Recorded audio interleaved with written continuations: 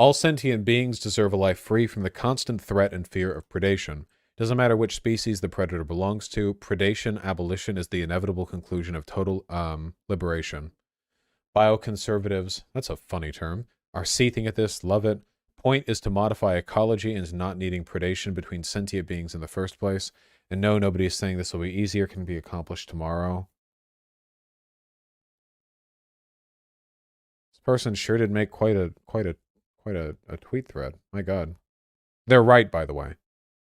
They're right and you're all wrong. For all animals, if you're a vegan and you think that it's immoral to kill animals for your personal consumption, why should any other species be allowed that? Or to put it another way, you know, how many carnivores are there in the world in total right now? And how many herbivores are eaten or predated upon, you know, every single year? I bet you if you could Thanos snap away all carnivores, somehow balance the ecology of the world so that we're talking sort of in a vacuum and not, you know, not talking about the pragmatics of this. I'm pretty sure that in a year you would save more, you know, herbivore lives than you could ever bring about carnivorous. See, people are talking about practical considerations, but we're not talking about practical considerations. We're talking ethically whether or not it's correct for us to allow billions and billions of animals to die every single year. Most animal species are parasites. That's insane, lol. We're talking about the abstract ability to affect these changes in the long run, not about whether or not it could be literally done right now. Just about whether it's a moral good that would eventually be the case if it could be done. Bintalk, again, we are not talking about the balance of nature. The idea is that you could orchestrate some sort of environment, you know, you could appropriately modify genes or whatever, so that you could have a perfectly stable ecology without the need for any predation. Vaush, dude, until we create immortality, there will still be animals dying anyways. Is that an excuse for killing humans? We're going to die eventually. No, if you're a vegan and you believe it's wrong for animals to die, then you must necessarily believe that the prevention of their deaths is also a good thing. Or maybe put it another way. If we were spacefaring and had a tremendous amount of control over the environments that we terraformed on other planets, and we could create sort of an ecodome with a new environment, we would be putting everything together from scratch, the plants, the animals.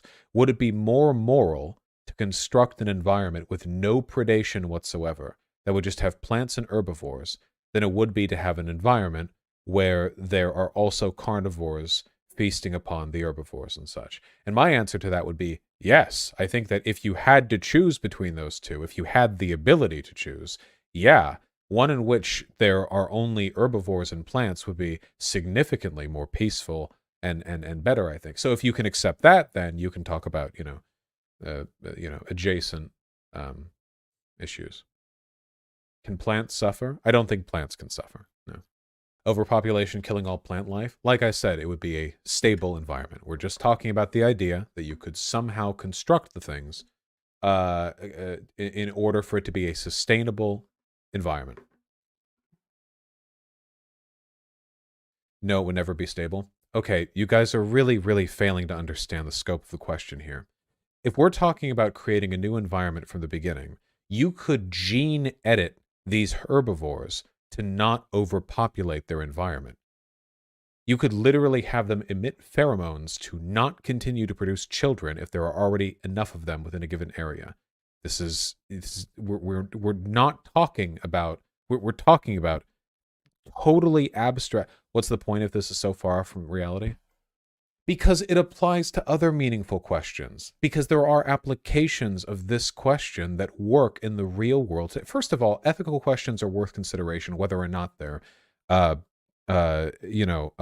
immediately applicable. And second of all, we're talking about stuff that relates to discourse in the real world today, right now, presently, currently. Okay, like first of all, factory farming, or let's just say grass to table farming, cows living off in nice big pastures before they're killed. Okay, eventually cows would be killed out in the wild anyway, wouldn't they? but people still think that that kind of farming is unethical. So clearly a system by which animals that live in more or less natural conditions are killed for the sustainability of others when they don't have to be.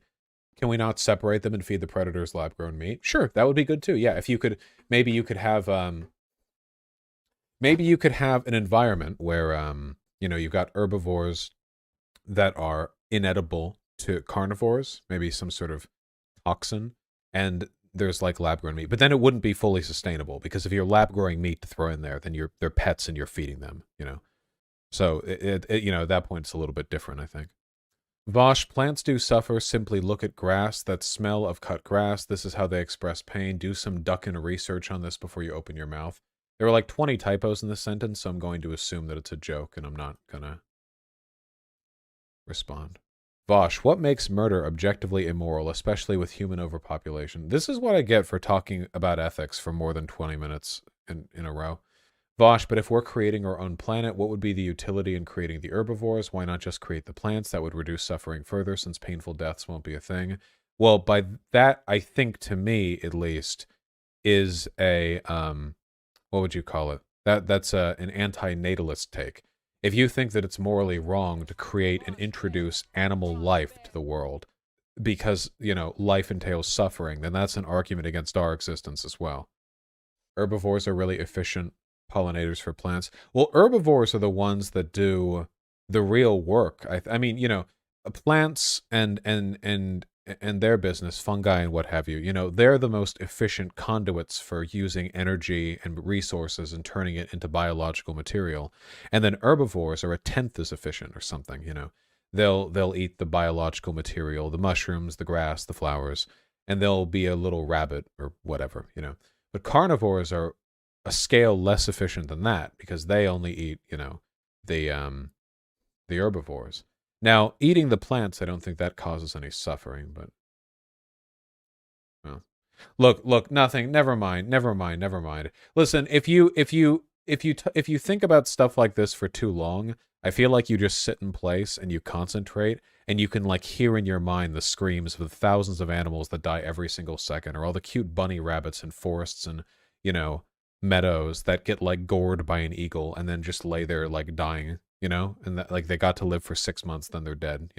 If you think about this for too long, too in tune to the suffering of the world, obviously, the ideal would be a whole universe in which the only life is immortal bunny rabbits that eat unfeeling grass.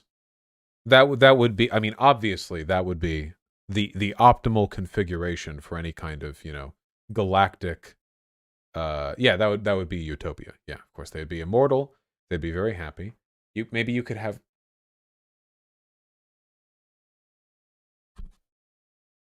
cats as well. Just little immortal cats are predators, I guess.